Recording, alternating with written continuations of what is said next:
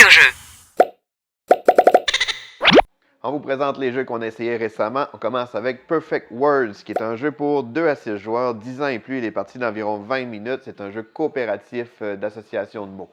Donc, dans Perfect Words, c'est un jeu qu'on va jouer en équipe qui se fait en 2 temps. En fait, on va commencer par créer une grille de mots pour faire des associations. Puis ensuite, chacun de notre côté, tous les joueurs vont écrire pour chaque ligne, chaque numéro, un mot, une expression qui fait penser à cette correspondance-là. Et le but du jeu, ça va être de réussir à faire le plus de points possible, en fait, avec les mêmes idées. Plus, si on est majoritaire à avoir écrit la même chose, mais on va faire des points.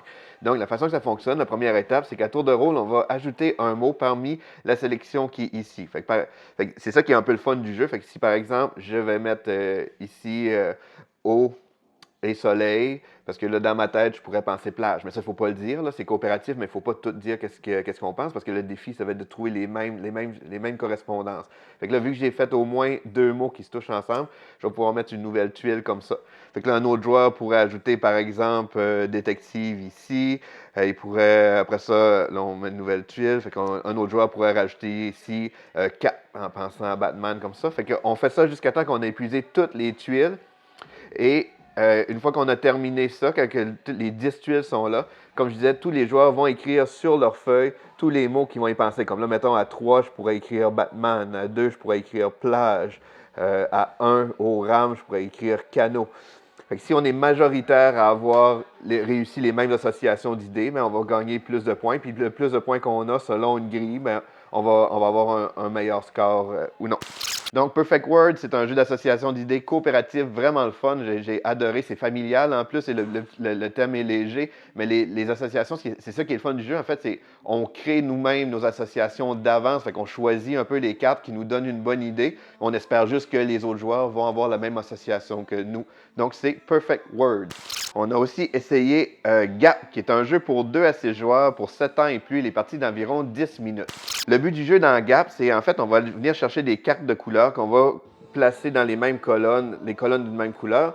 Et à la fin de la manche, on va compter notre nombre de cartes qu'on a dans la colonne qui est plus nombreuse, comme ici, j'aurais 3, qui va être mes points positifs, et la colonne qu'on a le moins de cartes, ici, comme ici, ce serait le cas, ce serait elle, fait que j'aurais 1. Fait que dans ce cas-ci, j'aurais 3 moins 1, j'aurais 2 points pour la manche. Selon la durée de la partie qu'on veut choisir, on peut déterminer d'avance le nombre de points. On recommande 15 points pour une partie un peu plus rapide, 30 points pour une partie moyenne. La twist qui est vraiment le fun, c'est que si on a des cartes égales, fait que si par exemple, j'étais comme ça à la fin de la partie, vu que mes 2 colonnes supérieures sont égales, je les additionne. Fait que dans ce cas-ci, j'aurais 6 points moins 1 point. Fait que c'est un peu ce qu'on essaye de faire. Mais ce qu'il faut faire attention, c'est qu'à l'inverse, on a aussi ce principe-là côté négatif. Fait que si j'étais plutôt dans ce scénario-là, ici j'aurais 3 points positifs, mais mes cartes les plus bas, j'ai 2 colonnes égales, fait que j'aurais 4 points négatifs, fait que j'aurais vraiment un point négatif. Pour jouer, on va avoir des cartes dans nos mains. Fait qu'on peut choisir n'importe quelle carte qu'on a, mais rendu sur le jeu, il va y avoir différents effets. En fait, premièrement, si je mets une carte et qu'il y a une carte du même numéro, je dois ramasser toutes les cartes de ces numéros-là. Fait que, par exemple, j'ai joué un 8, fait que je suis obligé de ramasser le 8. S'il y avait plusieurs 8, je récupérerais toutes les 8, puis je les mettrais dans ma pile comme ça, puis on pourrait mettre une nouvelle carte comme ça. L'autre scénario qui peut arriver, si je joue une carte, mais qu'il n'y a pas de numéro identique, mais que j'ai des numéros adjacents, comme pour un 6, si j'ai un 5 et un 7, mais je vais devoir les ramasser. Ce qui est le cas ici, j'ai le 7 et j'ai le 5 et je dois les ramasser. S'il y avait 2 7 mais pas de 5, je récupérerais juste un 7 de mon choix et ou le 5, s'il y en a un. Fait que là, dans ce cas-ci, j'y ramasserais comme ça, incluant mon 6, et je remplis toujours pour avoir 4 cartes comme ça. Le dernier cas possible, c'est si j'ai une carte qui n'a aucun chiffre pareil, ni de carte adjacente, comme ici, mon 9, il n'y a pas de 0, il n'y a pas de 8, fait que je dois juste le mettre ici, comme ça. Puis comme j'expliquais, une fois que toutes les cartes ont été jouées, c'est là qu'on va faire le décompte par rapport à notre nombre de cartes.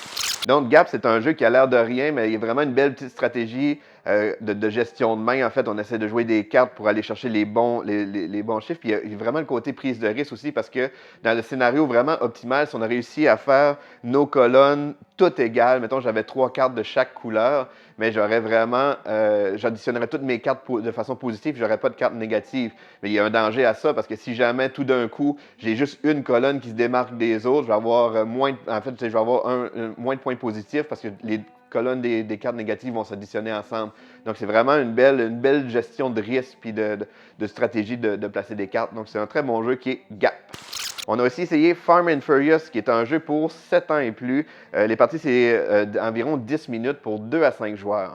Dans Farm and Furious, ça se trouve être un jeu de course. Le but, c'est d'arriver le premier à la ligne d'arrivée. Il y a 2 modes de jeu. Là, j'ai mis le scénario avancé. Sinon, il y a le mode débutant qui n'a pas de fonction spéciale, mais je vais vous montrer les petites fonctions spéciales.